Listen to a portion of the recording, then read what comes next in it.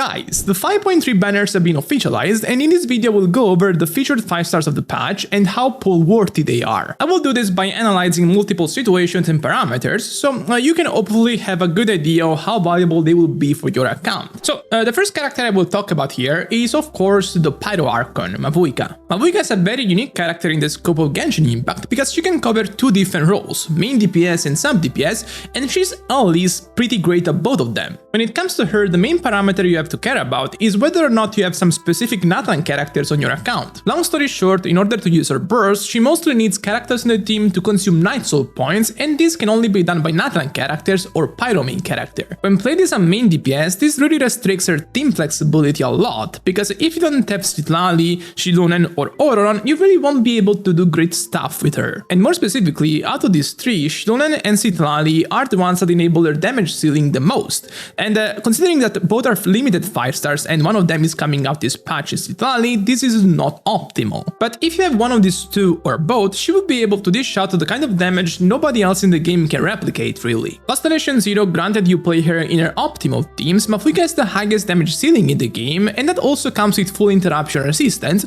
so she will kind of feel like what Constellation 2 Raiden felt back when she came out, honestly, but a Constellation 0. However, just like Raiden, her uptime is pretty small, pretty short, because excluding the cast animation time of 2 seconds, her base uptime will be of just 7 seconds per rotation, which is just like Raiden, and nowadays that's a bit restricting to me, considering we have characters like Nuvolette, Arlecchino that aren't restricted by time constraints as much. So basically, her theoretical damage ceiling is the highest, but we'll have to see in practice how it translates to real abyss scenarios in multiple ways. Moving on, as a sub DPS, Mavuika's contribution pretty much boils down to being able to apply Pyro every 2 seconds while filled through her elemental skill and while also dealing damage in the meanwhile, using her burst to deal a lot of damage with the initial attack and also applying damage bonus for the active character through the burst again. Additionally, she also has access to the Natlan scroll set, which allows her to give even more damage bonuses for the team, so her supportive package is quite stacked. Since she needs to use the burst even as a sub DPS, that means she's reliant on Natlan allies even in this role. There are, however, a couple silver linings here compared to the main DPS role. The first is that since she's being used as a sub DPS, she just fits well with more Natlan characters here, specifically the Natlan carries like Kinich,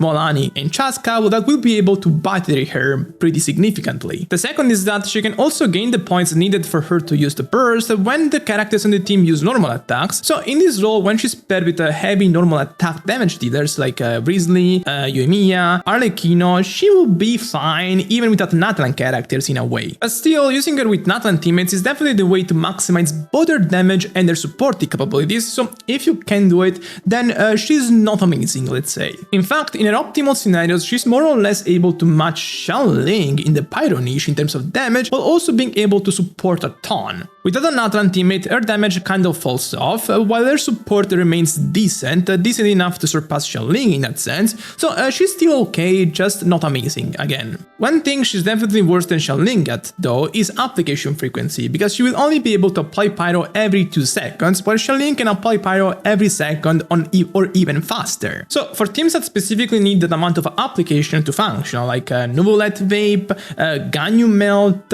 or Molani Double Hydro, Xiaoling is still better. For other compositions, assuming you have another Natlan character on the team, Mavuika will be able to dish out comparable damage to Xiaoling, but also supporting much more, so she's kind of just better. Her high investment scenarios are also amazing, because her signature is really strong. Her constellations are absurd, with the Constellation 1 specifically alleviating the requirements for Natlan allies on her teams, because they increase the generation of points required to use her burst much more, and so she's just more capable to do that by herself. The Constellation 2 is one of the highest damage increases in the whole game, so yeah, if you can get a Constellation 2 Refinement 1 Mavuika, she will be completely overpowered in every way. Regarding her specific requirements in terms of teammates, as a main DPS, she really only relies on Bennett and Shilonen because they increase her damage a lot on all of her best teams, while also healing her, so they function as sustains of her teams. Then Citlali, Fiorina and Kazu are all amazing options for offensive purposes, with Citlali also being an additional option for defensive purposes, that all kind of round out her best compositions, just not as essential though as Bennett and Shilonen in my opinion. Then you have the characters that fit on her overload overload teams with Chevrus, of course, and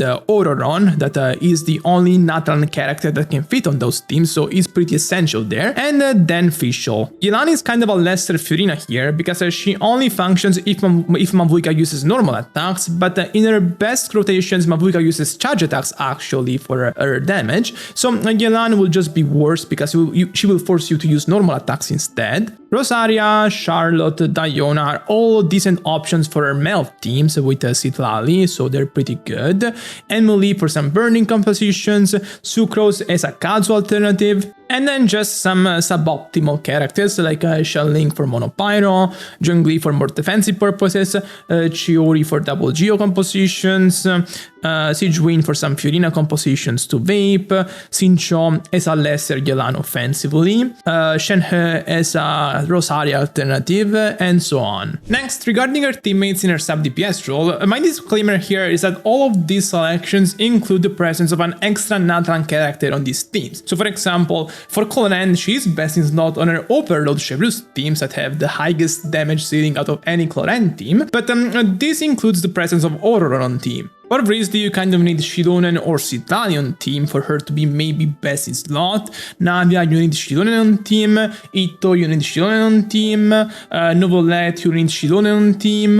Arlecchino, again Shilonen. For Nathan carries, it's a more straightforward addition because they already supply Mavuika of all she needs by themselves. So for Kinich, she's best in slot in his burning teams. For Molani, it depends because there are Molani teams that are more demanding in terms of pyro application. For example, the double Hydro Molani teams. In that case, Shelling is better, otherwise Mavuika is just more comfortable to use in my opinion. For Ayato, she's pretty interesting, because she has lower application frequency than Shelling, again, and for Ayato, that kind of struggles to enable Shelling to vape on his teams, because his Hydro application is lower compared to Child's, for example. Mavuika is an interesting ally. She can match or even beat Shelling in terms of vape damage while being less demanding in terms of Hydro application for enabling her, and so for Ayato she's kind of perfect. Then there are a lot of characters she is good for, but not best in slot probably. Like for example, for Chaska, she is decent, but not on the level of Citlali, that can enable her melt teams with Fiorina and Bennett. Novolet has his hyper teams with Fiorina, Kazuha and Shilonen. Hypothetically, you can replace Kazuha with Mavuika, for example, but that would just be worse. Arlecchino, you can play her in the Monopyro teams with Arlecchino, but those are just worse than the vape teams and melt teams. Monopyro teams, double pyro teams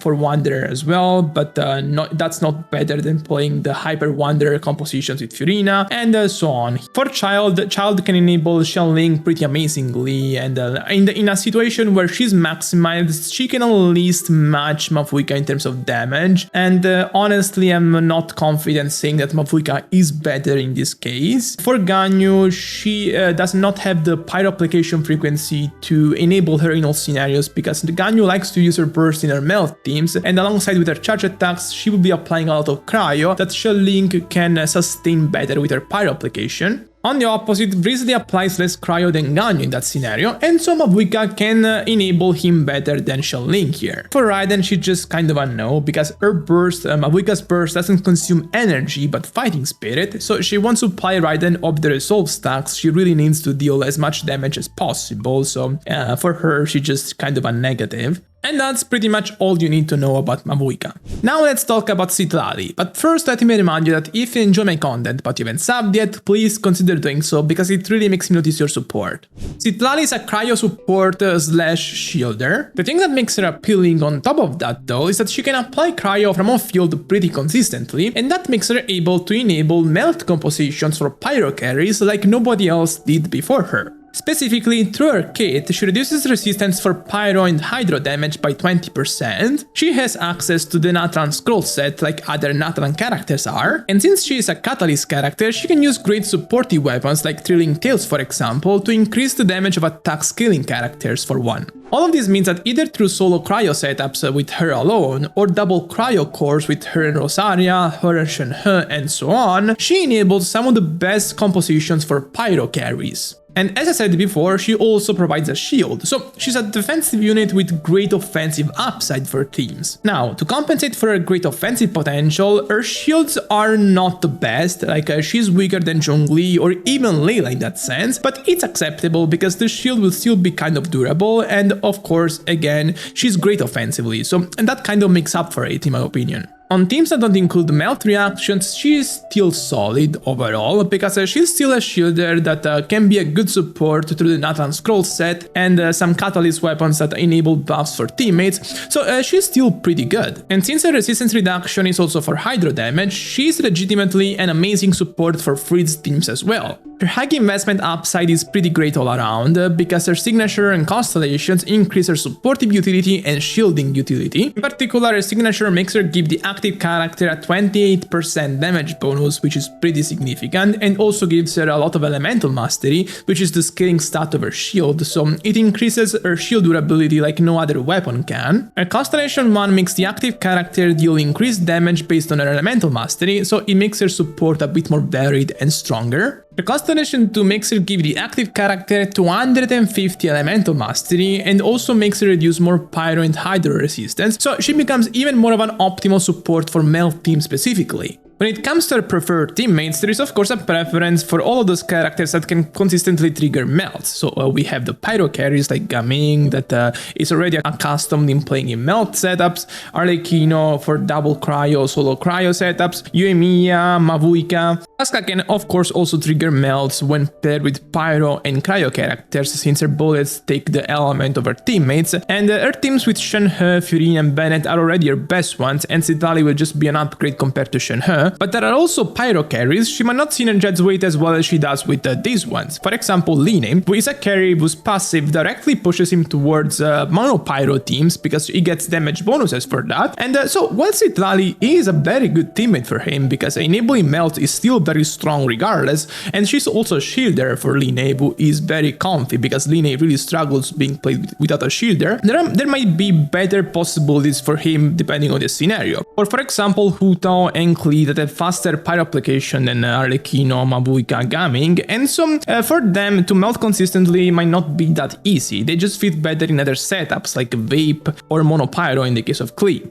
Their theoretical damage ceiling might still be higher with Citlali, but if I'm thinking of practical scenarios, I'm not confident in putting them in best in slot tier. Then Nuvolette teams, the hyper compositions with, for example, Citlali, Kazuha, Furine and Nuvolette. This is very good. Citlali is a really strong addition to those teams because she's a shielder, which helps Nuvolette at Constellation 0, and she provides damage amplification that is similar to Shilonen, so she's a good middle ground between Shilonen and Zhongli. Recently, she should be best in slot for him in Freeze teams, and also some melt compositions where you play Risley and Citlali together actually to generate more cryo application for an off-field pyro character to melt. Like for example Mavuika, Xiaoling probably not, because she applies a lot of pyro very frequently, but Mavuika, her damage really skyrockets in those situations as an off-field character of the team. She's good for Citlali on some teams, like for example if you play Xiaoling as an off-field pyro player, because Xiaoling applies a lot of pyro and Citlali's cryo application is not enough to remove it. So for example you can play Xiaoling and make Citlali melt and Molani vape simultaneously, so that's pretty good. Wonder, possibly good. While she doesn't provide damage amplification for Anemo, she can help his damage by holding weapons like Trilling Tails, that would be a pretty nice addition. Ayaka and Ganyo for Freeze teams for sure. Eula, she's a nice battery for her,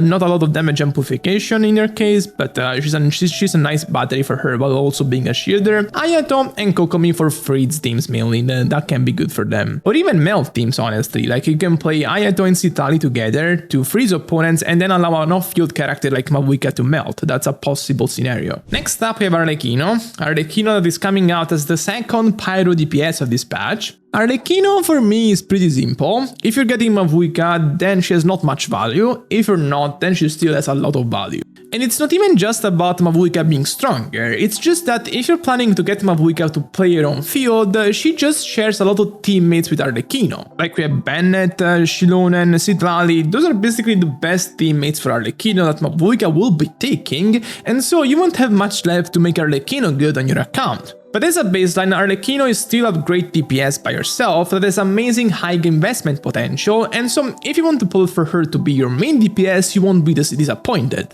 Her only real flaw is that she feels pretty fragile at Constellation 0, since she can't be healed by other characters and she has no interruption resistance. This aspect becomes much better if you get her signature and Constellations. In one way, because her Constellation 1 adds interruption resistance to her kit, and also because she starts dealing so much damage that you can practically face tank all opponents in the game. If you get a couple Constellations and her signature, she practically becomes a perfect character, because at that point she has no flaws and the rotations are very flexible, so she's just a great pull at that point. As for her best teammates, I would say the only staple here is Bennett, because he provides practically unparalleled damage amplification for her while being pressured on all of her best teams. And then starting from the core, you can go a lot of different ways. Like you can play a melt team with Citlali that is her damage ceiling at the moment. You can go more defensive with Zhongli. You can play her with Kazuha, Lunan in hyper teams, mono pyro teams with Mavuika Outfielder or Xiaoling Outfielder, and vape teams with either Yelan or Xingqiu.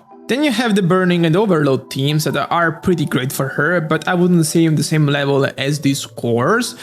Some melt teammates for Citlali like Rosaria and Diona. Some alternatives to Kazuha like Lanyan and Sucrose. And lastly we have Clorinde. Clorinde that was a very criticized character back when she came out, but she's gone a pretty long way since then, and overall she's a pretty solid main DPS. She's the type of character that if you already have two main teams for their base, like Nuvolette and Navia, Molani and Kinech, she won't really bring much to your account, because she's not a top tier DPS, but she fits in a lot of teams, like Quicken teams, Quick Boom teams, Electrocharge teams, Overload teams, and she's pretty nice in all of them. So she's a pretty great pull if you feel like you don't have a lot of great carries, and you're looking for a character that can fit well on a lot of compositions. And also her high investment potential is very high, similar to Arlecchino in that sense, because she has a very good signature and amazing constellations that, other than increasing her damage a ton, they also add quality of life to her, because they add interruption resistance to her kit. I want to point out that with Mavuika coming out, her best teams become the Overload Chevreuse teams with Chevreuse, Auroron and Mavuika.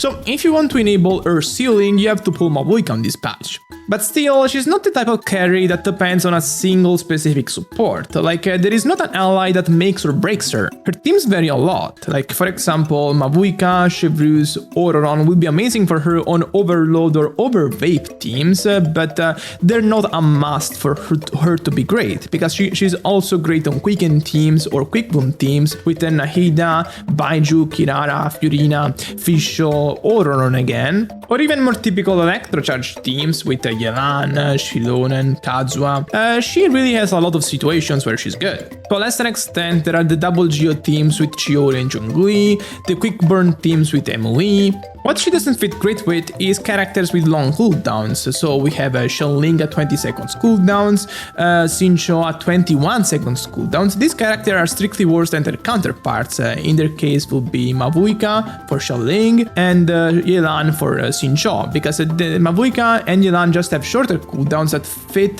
Clorinde's rotation much better than Xiaoling and Xingqiu. She's also a pretty mobile character, so she doesn't benefit a lot from Bennett that likes characters to stay in his circle, and other than that, he also doesn't fit on all of her teams. And then for the most part, we have alternatives to the strongest options, like Lanyan and Sucrose for Kazuha, Yae for Fischl or Auroron, Toma for Overload teams as a shielder, the other Anemo options in place of Kazuha, and Dia as an alternative to Toma. And with this, I'm done for today. If you enjoyed this video, remember to subscribe, and bye bye!